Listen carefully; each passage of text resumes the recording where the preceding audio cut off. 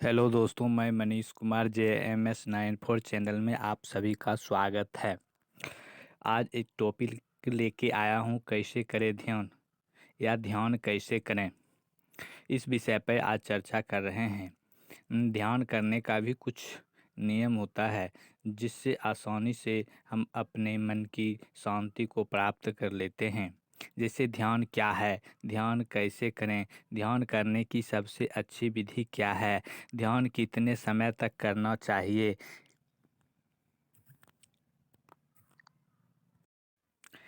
क्या आंखें बंद करके ईश्वर का स्मरण करना ही ध्यान है? क्या किसी आसन विशेष में बैठकर किसी वस्तु, व्यक्ति या बिंदु पर मन को एकाग्र करना ध्यान है? आदि अनेक प्रश्न साधकों व जिज्ञासुओं के मन में उठते हैं।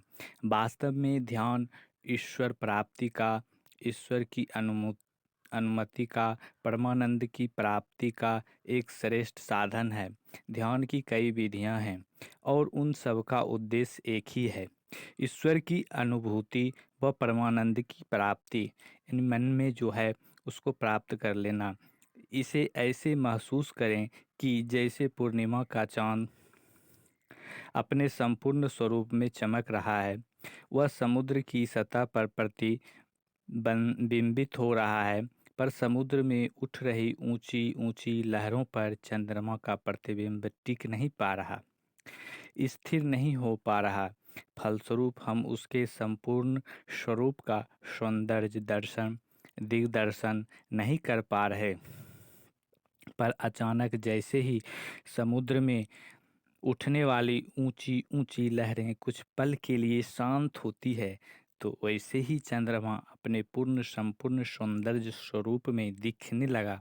और उसके इस अप्रतिम अनुपम सौंदर्य को देखकर कोई भी आनंदित, आह्लादित, प्रफुल्लित हुए बिना नहीं रह सकेगा। इसी तरह से यह भी सत्य है कि हमारी आत्मा में भी परमपिता परमात्मा का वास है। पर प्रश्न उठता है कि अपनी आत्मा में ही विराज रहे परमात्मा की हमें अनुभूति क्यों नहीं हो पाती?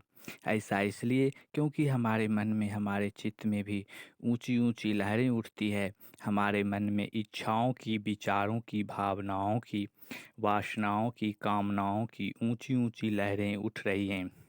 उन लहरों के कारण ही हमें अपने ही भीतर विराजमान परमात्मा के होने की अनुभूति नहीं हो रही। अतः विभिन्न पूजा पद्धति व ध्यान की विधियों का एक ही उद्देश्य है, मन में उठ रही उन सभी लहरों को शांत कर लेना, समाप्त कर लेना।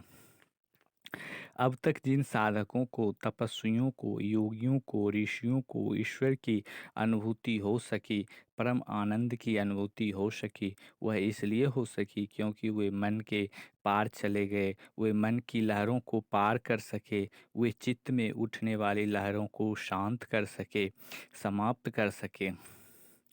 ध्यान मन की लहरों को शांत करना है, चित्त की लहरों को शांत करना है, मन को इच्छाओं से मुक्त करना है, विचारों से मुक्त करना है, वासनाओं से मुक्त करना है, संस्कारों से मुक्त करना है, मन को ख्यालों से खाली करना है। मन की इच्छाओं, वासनाओं, विचारों, भावों, संस्कारों से मुक्त होते ही, अर्थात मन के समाप्त होते ही, उसी पल हमारे अंत अंतस में, हमारी आत्मा में समाधि की महान घटना घट जाती है। हमें हमारी आत्मा में ही प्रकाश रूप परमात्मा के दर्शन होने लगते हैं। हमारे अंदर आनंद का अजस्र स्रोत फूट पड़ता है। हमारा अंतस ईश्वरीय आलोक से आलोकित हो उठता है। यह ऐसा आनंद है जो अवतरणीय है, अलौकिक है और द्वितीय अनुपम है। यह परम आनंद हमारी आत्मा से ही प्रस्फुटित होता है, क्योंकि हम स्वयं ही सतचित आनंद स्वरूप परमात्मा से बने हैं। हम स्वयं भी उन्हीं परमात्मा के अंश हैं जो आनंद स्वरूप है। यह हमारी अपनी ही चेतना है जो ईश्वरीय चेतना से जुड़कर स्वयं भी सतचित आनंद स्वरूप परमात्मा स्वरूप हो जाती है। अब प्रश्न यह उठता है कि ध्यान की शुरुआत कहाँ और कैसे करें। इसकी शुरुआत हम निस्संदेह एकाग्र होकर ही कर सकते हैं। हम जो भी कार्य करें उसे एकाग्रचित्त होकर करें। यदि हम भोजन पर बैठे हैं तो उस समय हमारी पूरी एकाग्रता भोजन में ही होनी चाहिए। यदि हम खेल रहे हैं तो हमारी पूरी एकाग्रता खेल में ही होनी चाहिए। यदि हम पढ़ रहे हैं तो हमारी पूरी एकाग्रता पढ़ने में ही होनी चाहिए। यदि हम सो रहे हैं तो हमारी पूरी एकाग्रता सोने में ही होनी चाहिए। इससे हमारा मन अधिक एकाग्र और संवेदनशील होता जाएगा और ध्यान के अनुकूल होता जाएगा। और भोजन की टेबल पर बैठे भोजन कर रहे होते हैं और राजनीति तथा अन्य विषयों की चर्चाएं भी चल रही होती है, तो हम स्नान कर रहे होते हैं और अन्य विषयों पर विचार भी कर रहे होते हैं, तो यह ठीक नहीं, क्योंकि इससे मन की एकाग्रता छिन्न भिन्न होने लगती है। हम जिस काम को करें उसमें पूर्णतः एकाग्र हो जाएं। भोजन करते समय, खेलते समय, सोते समय सिर्फ उसी एक विषय में सोचें। यदि हम सुबह धूप में बैठे हैं तो हम सूर्य की किरणों को ही महसूस करें, मानो इन किरणों के माध्यम से सूरज ने अपने हाथ तक फैला दिए हैं और मानो सूरज हमें स्पर्श कर रहा हो, तो हमारे चेहरे पर पड़ती सूरज की गुनगुनाती धूप हमारे हृदय को आंदोलित करने लगती है और हम चलते हुए हवा के स्पर्श को महसूस करें, मानो हवा के झोंकों ने हमारे संपूर्ण अस्तित्व को छू लिया है। यदि हम बर्फ़ को स्पर्श करें तो ऐसा महसूस करें मानो हमारा संपूर्ण अस्तित्व, हमारा संपूर्ण प्राण ही उसे स्पर्श कर रहा है। यदि हम सरोवर या नदी में उतरकर स्नान करें तो ऐसा महसूस करें कि हम ब्रह्मा ने ही जल का रूप धारण कर लिया है और उसमें डूबकर भी और भीगकर हमारे रोम रोम पुलकित हो रहे हैं। यदि कभी हम वृक्ष के किनारे बैठे हैं या वृक्ष से टिक कर बैठे हैं तो पूरे शरीर में वृक्ष के स्पर्श को महसूस करें, उसके साथ एकात्म हो जाएं और इससे हमारी इंद्रिय धीरे धीरे संवेदनशील होती जाएगी और हम बड़ी आसानी से अपने भीतर प्रवेश कर सकेंगे और अपने हृदय में प्रवेश कर पाएंगे, तब हम एकाग्र हो सकेंगे।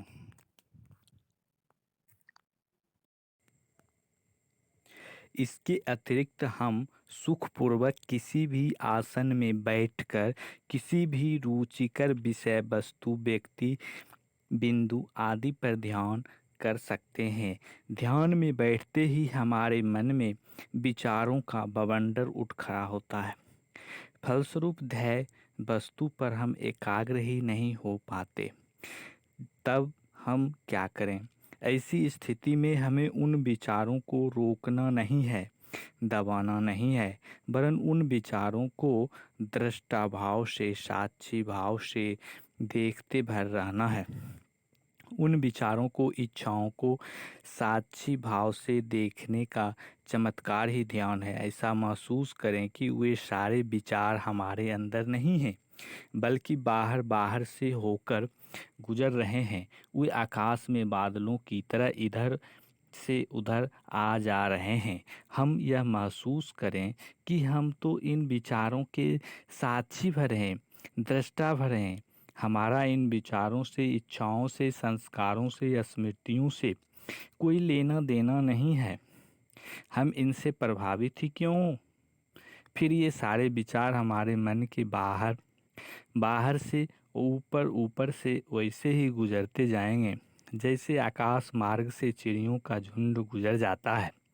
इस प्रकार हम धीरे धीरे निर्विचार होते जाएंगे और अपने अंतर्मग्न की गहराई में प्रवेश करते जाएंगे। अपने हृदय की गहराई में उतरते ही हम चाहे जिस किसी भी विषय वस्तु, व्यक्ति, बिंदु आदि को ध्यान में डूब सकते हैं। हम युग ऋषि परम पूज्य गुरुदेव द्वारा निर्देशित सविता ध्यान, अमृत वर्षा ध्यान, पंचकोश का ध्यान, तीन शरीरों का ध्यान आदि किसी भी ध्यान में डूब सकते हैं। ध्यान की गहराई में उतर जाने पर हमारा मन वैसे ही मिट जाता है जैसे समुद्र में उतरते ही नमक समुद्र में विलीन हो जाता है। हमको अनुभव होगा कि हम मन की आँखों से ध्यान के विषय वस्तु, बिंदु आदि को देख रहे थे, पर अब वह मन भी नहीं रहा, वह भी मिट गया। वैसे ही जैसे जिस लकड़ी की अग्नि से चिता में आग लगाई जाती है, चिता के जलते ही उस लकड़ी को भी उसी चिता में डाल दिया जाता है, वह लकड़ी भी वहीं भस्मीभूत हो जाती है। इस ध्येय वस्तु का ध्यान करते करते मन ध्येय वस्तु में ही विलीन हो गया। यह अमन की व्यवस्था ही ध्यान है। इस अमन की व्यवस्था में साधक अपने अंतरात्मा में उतरता है, अपने हृदय में प्रवेश करता है और वहाँ प्रतिष्ठित प्रकाशित प्रज्वलित आत्मा की अखंड ज्योति का दर्शन करता है। तब साधक अपनी आत्मा में ही परमात्मा को विराजमान देखता है, उसकी अनुभूति करता है और पल पल आनंदित होता है। अपने हृदय में बारंबार परमात्मा का स्मरण करते उसकी सारी इच्छाएं वासनाएं मिट जाती है। वहाँ परमात्मा का परम प्रकाश आत्मा में ही उतर आता है। यह आनंद अवर्णनीय है और कल्पनीय है। इसकी अनुभूति कोई ध्यान ही कर सकता है, कोई सच्चा साधक ही कर सकता है, कोई बुद्ध पुरुष ही कर सकता है। इस प्रकार निरंतर एवं बारंबार ध्यान का अभ्यास करते ध्याता का साधक का हर पल ही ध्यानमय हो जाता है, आनंदमय हो जाता है। वह अपने कर्तव्य पथ पर चलता रहता है, चाहे वह व्यापारी हो, चिकित्सक हो, किसान हो, अभियंता हो, विद्यार्थी हो, अध्यापक हो। उसे अपना कार्य करते हुए ये अनुभव होता रहता है कि यह काम मैं नहीं कर रहा हूँ, मैं शरीर से पृथक हूँ, मैं तो दृष्टा मात्र हूँ, साक्षी मात्र हूँ।